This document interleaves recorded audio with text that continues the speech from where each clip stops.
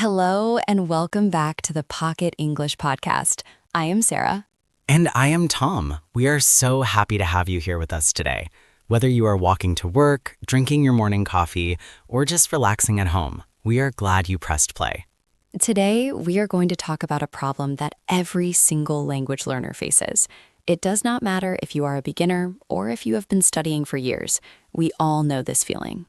That is right. It is the feeling of the freeze. You are in a conversation, someone asks you a question. In your head, in your own language, you have the perfect answer.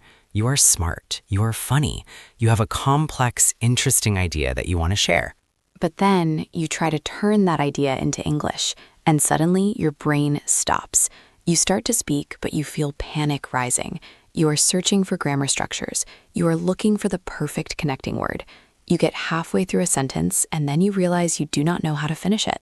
So you stop, you stumble, or maybe you just say something very short and simple, something that does not really show your true personality, and you walk away feeling frustrated. You think, I sounded like a child. I sounded stupid. Why can't I just say what I am thinking? If this sounds like you, I want you to take a deep breath. You are not stupid. Your English is not bad. You are just falling into what we call the translation trap. The translation trap is what happens when your adult brain tries to force a complex adult idea into a language skill that is still growing. In your native language, you can juggle 3 or 4 ideas in one sentence. You can use irony. You can use complex time structures. You can use subclauses. But in English, your pocket is smaller. When you try to shove that big, heavy suitcase of an idea into your small English pocket, it gets stuck. And that is why you freeze. Today, we are going to give you the key to unlocking that fluency. We are going to teach you how to think smart, but speak simple. We call this the pocket sentence method. It is a way to take those big, scary, complex thoughts and break them down into small, powerful pieces that you can say instantly. By the end of this episode, you will know exactly how to stop translating and start communicating. Before we dive into the method, if you want to join a community of learners who are building their confidence one day at a time, make sure you are subscribed to our channel. We release these pocket-sized lessons to help you build a routine that fits your life. So, Sarah, let's look at why this happens. Why do we try to make sentences so complicated? I think it's because we want to sound polite and intelligent. For example, imagine you are late for a meeting. In your head, in your native language, you might think something like, even though I left the house early, the traffic was surprisingly bad, which is why I unfortunately missed the bus. Wow, that is a long sentence. Let me count. Even though I left the house early. That requires a specific grammar structure. You have to balance the first half of the sentence with the second half.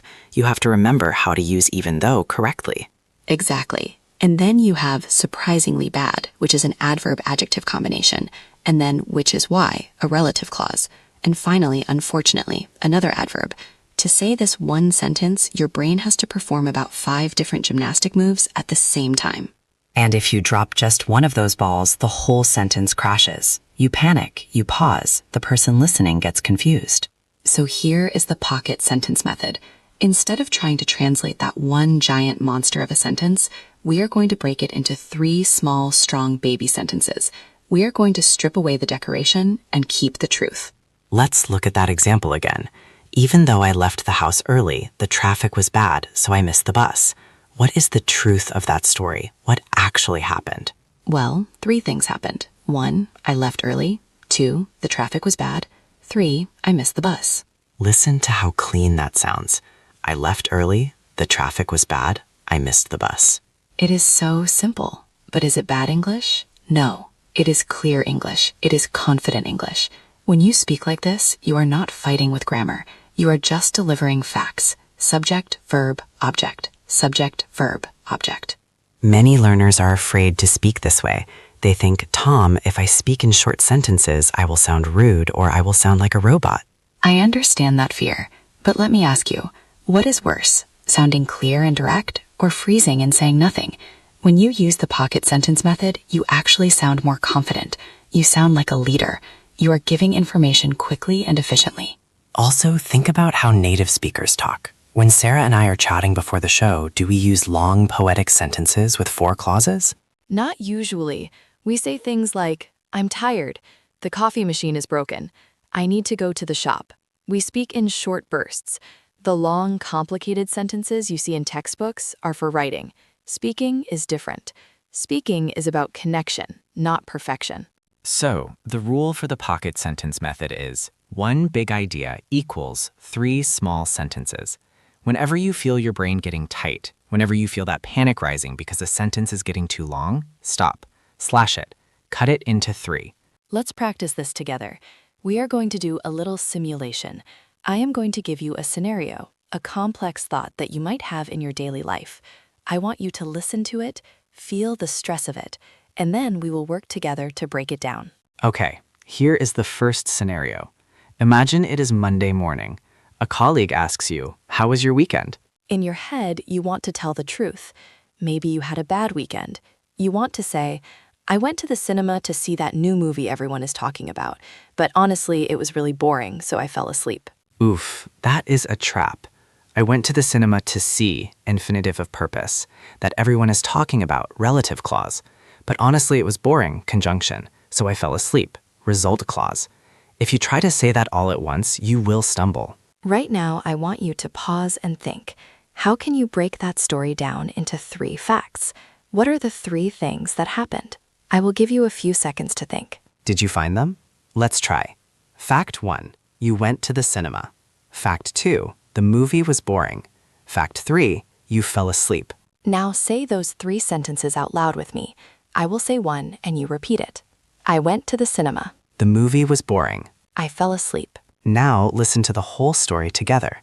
I went to the cinema. The movie was boring. I fell asleep.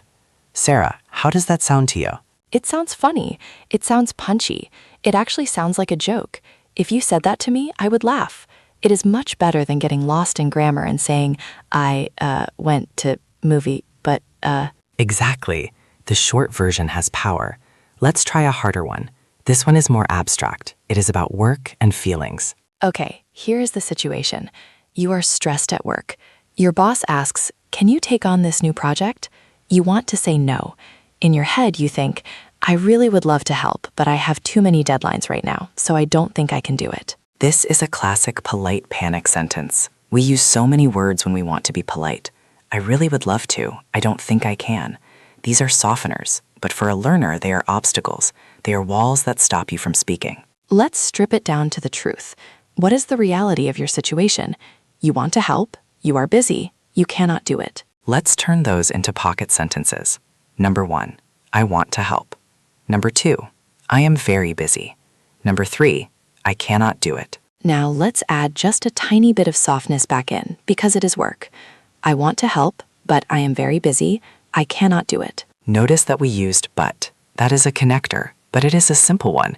You can put it at the start of the new sentence. You don't need to make one long sentence. You can say, I want to help, stop, but I am very busy, stop. So I cannot do it. Let's practice that. Repeat after me. I want to help. But I want to very busy, so I cannot do it. This is the secret to thinking smart. You organize your thoughts before you open your mouth. You are not dumbing down your ideas. You are cleaning them up. You are organizing them so the listener can understand you perfectly. And here's a little secret about the baby sentences or pocket sentences. Once you get comfortable with this rhythm, fact, fact, fact, you can start to add little decorations later, but you have to build the foundation first. Right. Imagine you are building a house. The pocket sentences are the bricks. You need strong bricks. If you try to put up the wallpaper and the paintings before you have the bricks, the house will fall down. That is what happens when you try to use complex grammar too early. I want to address one more worry that our listeners might have. Sometimes people feel that if they stop to break down their thoughts, there will be too much silence. They worry that if they pause to think, the other person will get bored. That is a very common fear, but silence is actually powerful. When you pause for 2 seconds to organize your thought, you look thoughtful. You look like you are considering your answer. It is much better to have 2 seconds of silence and then a clear sentence than to have 0 silence and a messy, confused sentence. Let's try one final example, something we see every day. The weather. It is a classic small talk topic. Okay, imagine you want to say, I was planning to go for a run in the park, but it looks like it's going to rain, so I'll probably just stay inside. That is a messy thought.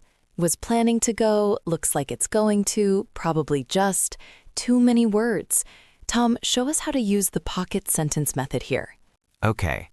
I catch the thought, I freeze it, I chop it up. 1. I wanted to run. 2. It looks like rain. 3. I will stay home. I wanted to run. It looks like rain. I will stay home. It tells the whole story. It is effortless. And most importantly, you can say it now. You don't need to study a textbook for 3 more years to say that. That is the goal of the Pocket English podcast. We want you to speak today with the vocabulary you already have. You know the words run, rain, and home. You just need the confidence to use them simply. So we have a challenge for you, a pocket challenge. For the next 24 hours, we want you to catch yourself. Whenever you feel that freeze coming, whenever you feel like a sentence is getting too big and scary, stop. Take that big thought and cut it into 3 pieces: subject, verb, object. Keep it short, keep it simple. Do this in your head or do it out loud. If you are writing an email, do it there too. Instead of writing one long, confusing paragraph, write 3 short sentences. See how much clearer your message becomes. And if you try this, let us know how it feels. Does it make you feel lighter? Does it make you feel faster? We suspect it will. Fluency isn't about knowing every word in the dictionary. It is about knowing how to use the words you have to build a bridge to another person. Thank you so much for listening to today's lesson. Remember, you don't need to be perfect. You just need to be clear. Press play on your life, relax, and keep your English simple. We will see you in the next episode. Bye for now. See you soon.